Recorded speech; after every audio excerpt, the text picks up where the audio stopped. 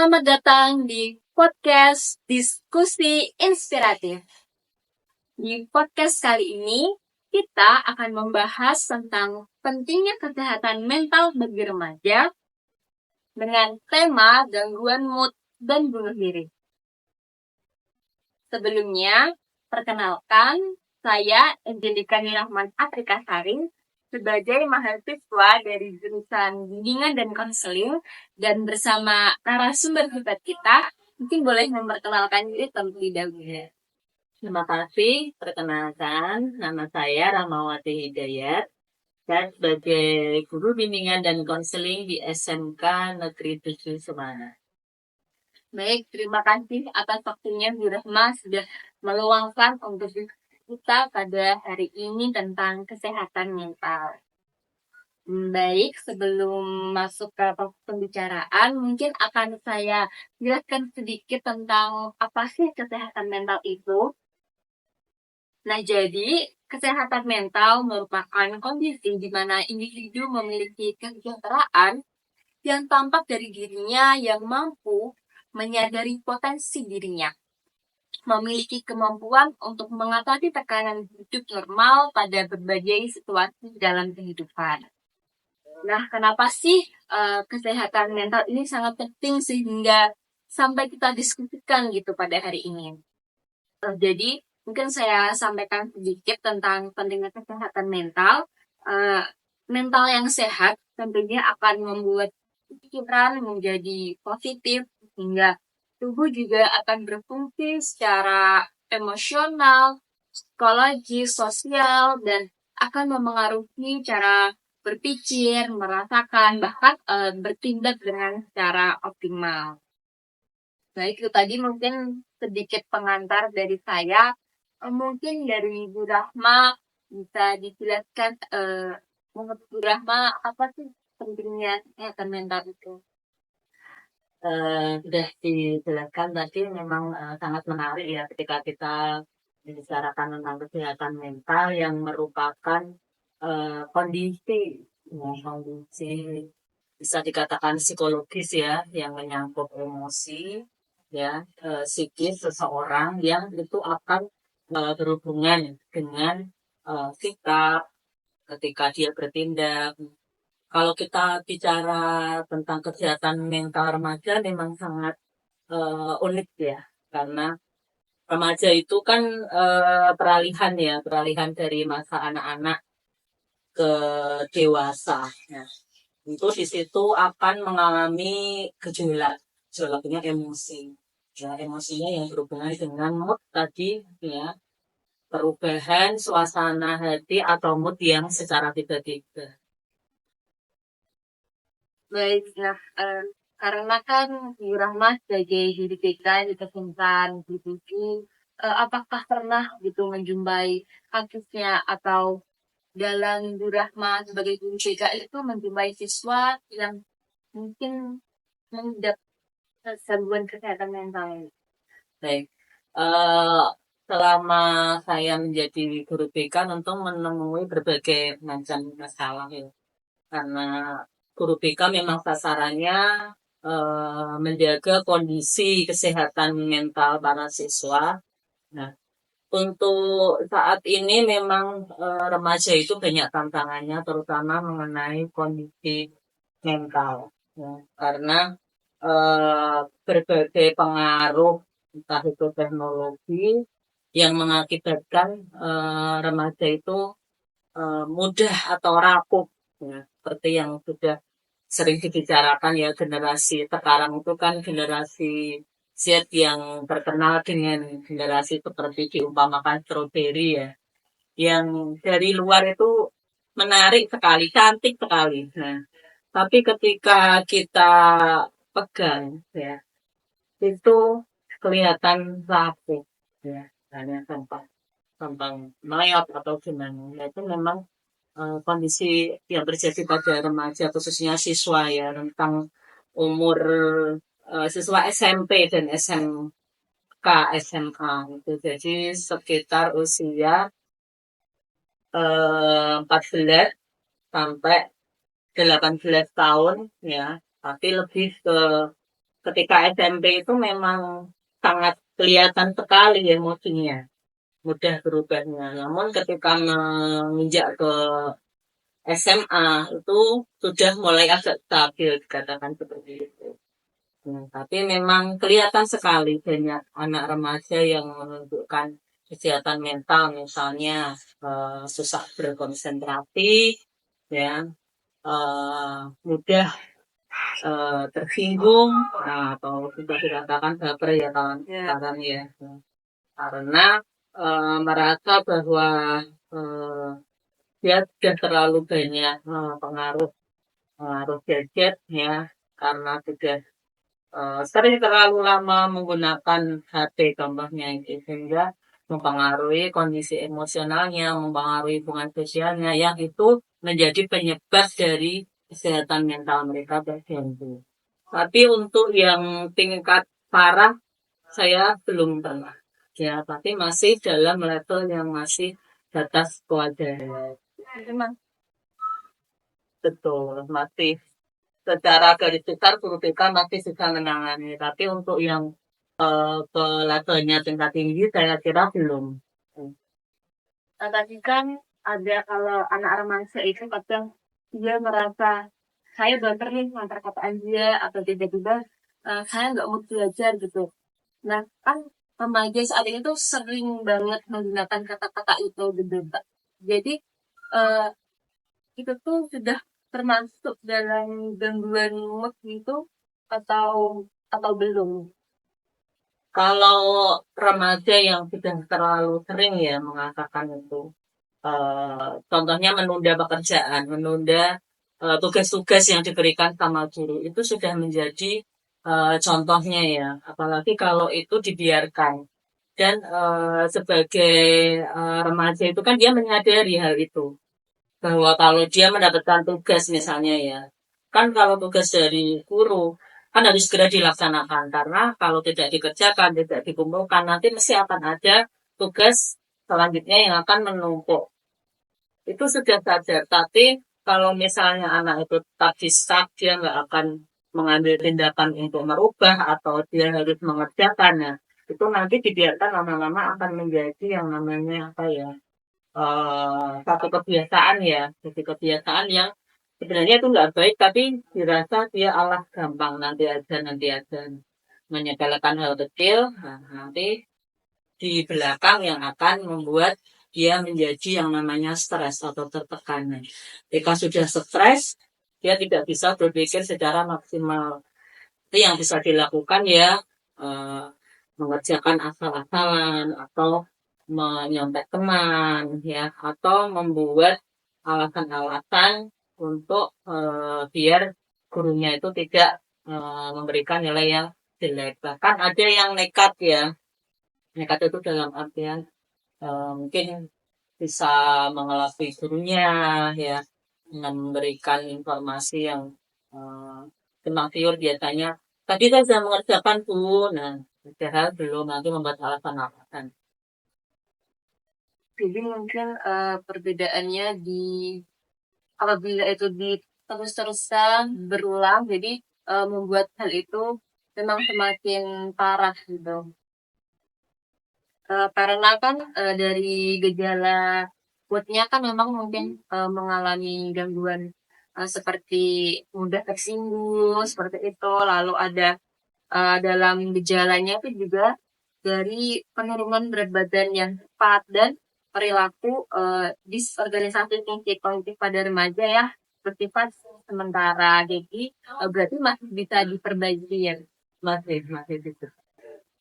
Kalau di lingkungan sekolah sendiri itu, apakah ada stigma yang membuat siswa itu ketakutan gitu untuk memeriksakan kesehatan mentalnya gitu? Mungkin kalau dia diderita gitu, jadi takut kalau diasingkan sama teman-temannya.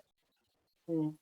Kalau stigma, kalau dalam siswa ya, khususnya masih di lingkungan sekolah ya, terutama pengalaman saya ketika mengajar itu, saya kira anak-anak yang punya masalah kesehatan mental itu rata-rata kan nggak menyadari ya kalau memang dia itu ada gangguan mentalnya. Cuman kalau untuk memeriksakan itu saya kira kok belum ada karena di kelas 10 itu ada penjaringan kesehatan. Itu kita kerjasama dengan Puskesmas itu menyebarkan screening kesehatan jiwa ya. Itu setelah anak-anak mengisi link, mengisi angket yang diberikan, kemudian pihak Puskesmas memberikan hasilnya itu masih dalam kategori yang sedang. Ya. Dalam artian itu masih bisa ditangani guru BK.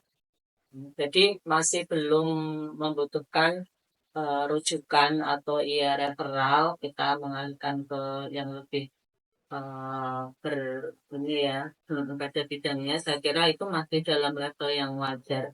Jadi kita masih bisa menangani anak-anak yang mempunyai gejala ya, tapi masih dalam kategori yang sedang. Baik, lalu teknologi dan media sosial itu kan ada berpengaruh positif, ada berpengaruh negatif ya. Soalnya kan untuk SMA juga pembelajarannya sudah menggunakan smartphone mungkin dalam pengerjaan ujian atau pengerjaan tugasnya gitu.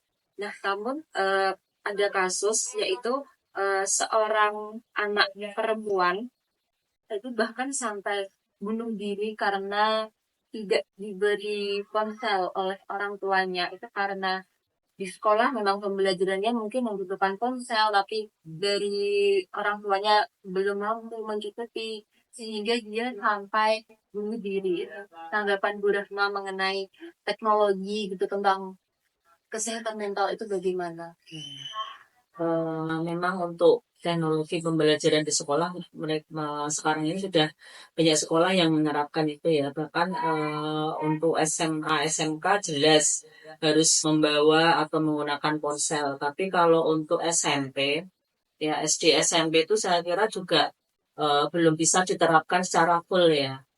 Kalau eh, fenomena yang terjadi di mana yang siswi bunuh diri itu masih di SMP ya, betul ya, siswa SMP. Kita kalau membicarakan bunuh diri itu rumit ya, karena harus melihat latar belakang yang mendasari kejadian itu.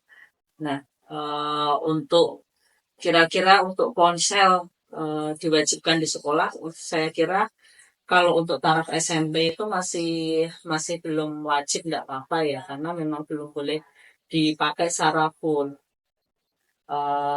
Kalau misalnya ada kasus itu ya kita harus melihat lebih jauh latar belakangnya, terutama itu latar belakang keluarga.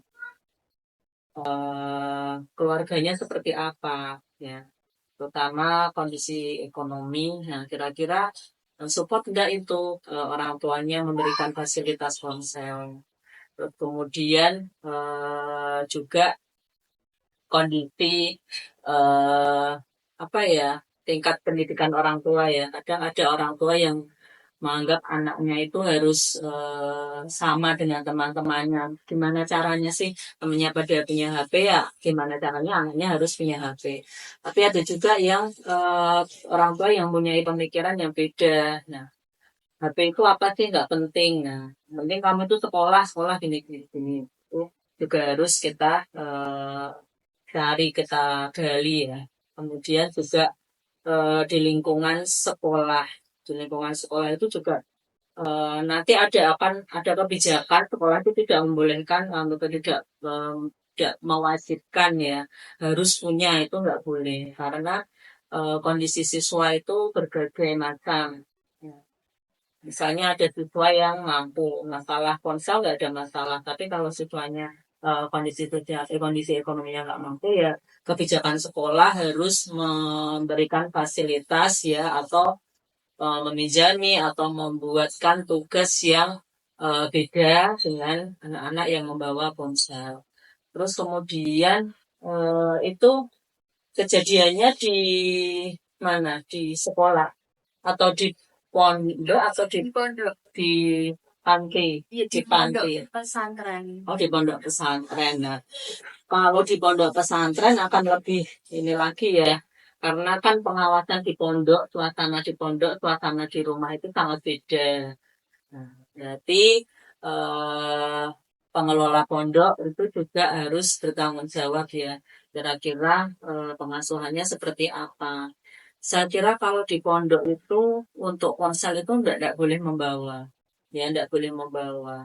Karena kita punya pemikiran kalau di pondok itu kan anak-anak fokus ya, fokus untuk misalnya belajar ya, misalnya ada yang paginya belajar malamnya mengaji. Nah, jadi anak-anak memang dibatasi untuk berinteraksi di dunia luar, khususnya yang berhubungan dengan ponsel, medsos. Nah, memang dijaga anaknya memang dari pengaruh dunia luar itu. Saya kira, nah kalau sampai ada siswi yang bunuh diri akibatnya penyebabnya karena tidak minta punya ponsel lah itu bisa digali lagi sebenarnya itu benar tuntutan dari sekolah atau memang siswi itu punya apa ya punya masalah Emosional. iya betul emosional mungkin pengaruh dari temannya atau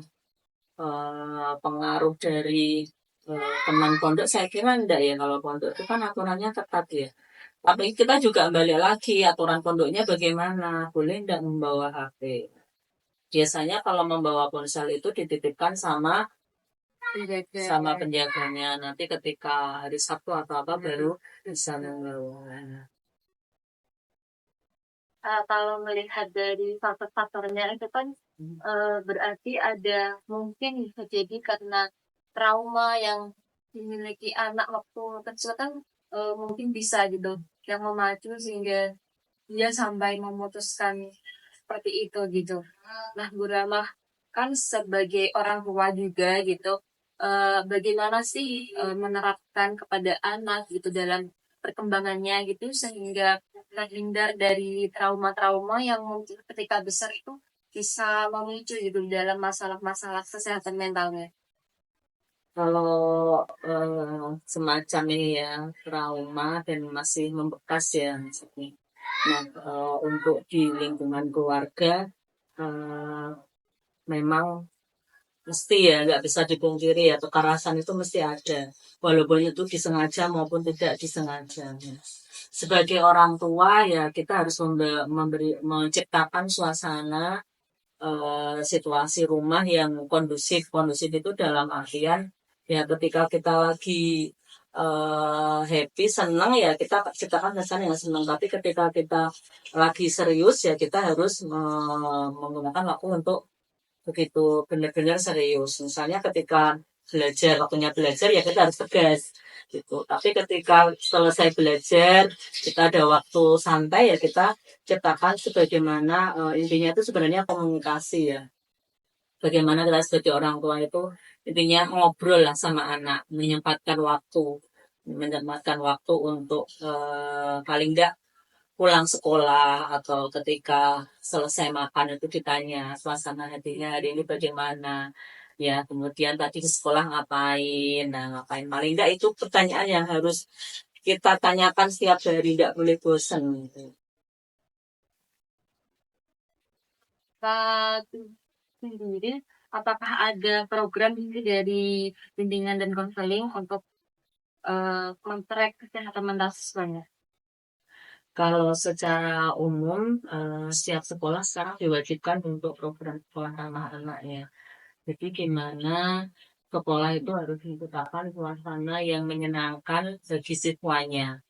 Ya, untuk BK sendiri ya dari dulu mencoba untuk menerapkan bahwa BK itu sahabat siswa. Jadi gimana caranya menarik para siswa agar dekat, lebih dekat dengan guru BK sebagai upaya apabila ada masalah-masalah terutama yang menyangkut dengan kesehatan mental itu bisa segera tertangani.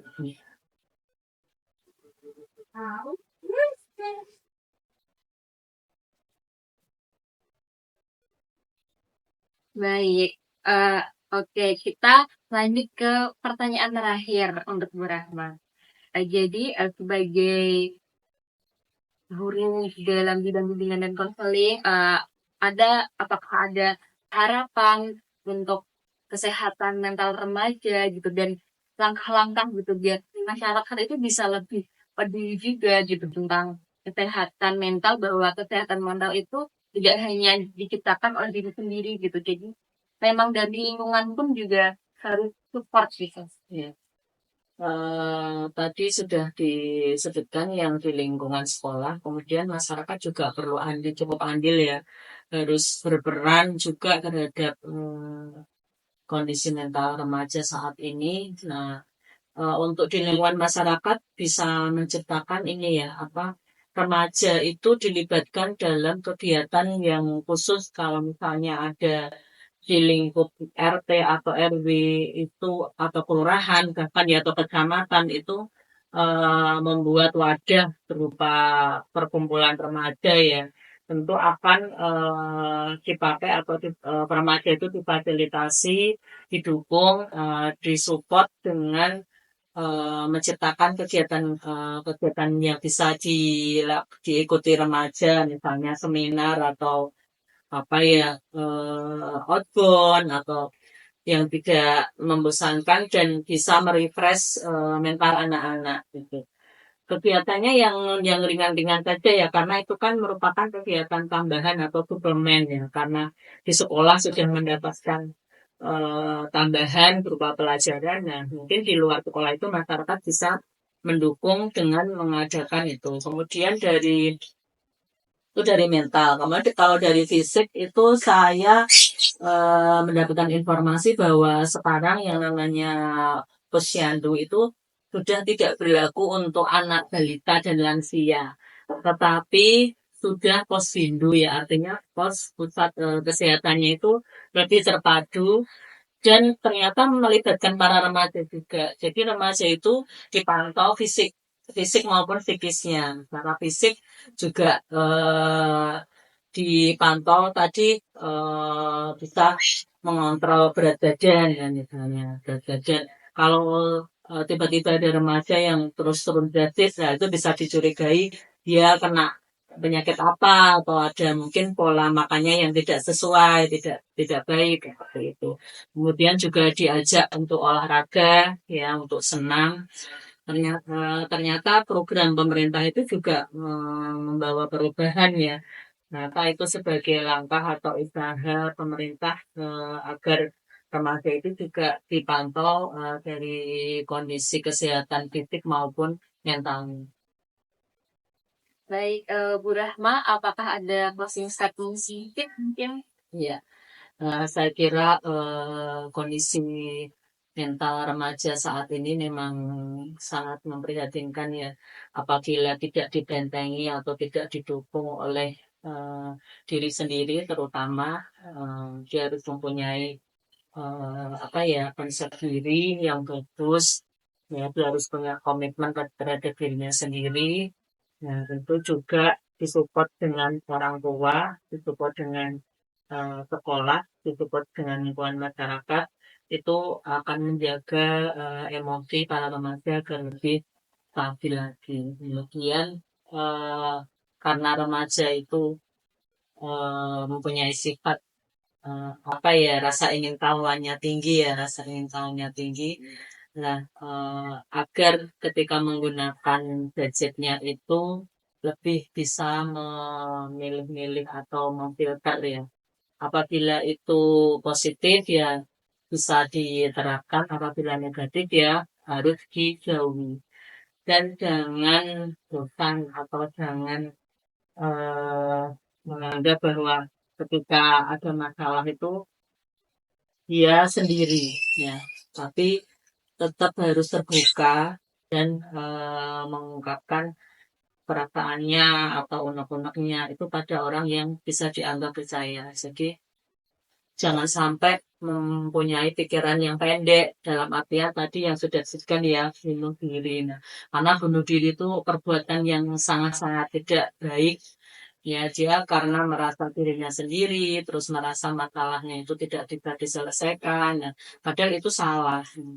Coba kalau dia mau terbuka pikirannya, dia mau setiap orang pasti punya masalah ya, tapi ketika dirinya sudah merasa tidak mampu menyelesaikan masalah ya, disampaikan ke orang yang dianggap percaya. Ya, kira itu untuk menjaga kesehatan mental para remaja. Baik, Bu Rahma, terima kasih atas waktunya yang telah diluangkan untuk sesi diskusi kita hari ini. Dan banyak sekali nih wawasan yang jadi saya tahu gitu ya. Dan mungkin dari teman-teman juga menjadi lebih tahu tentang kesehatan mental itu. Eh, Baik, terima kasih Iya. untuk podcast hari ini. Sampai jumpa. Ya.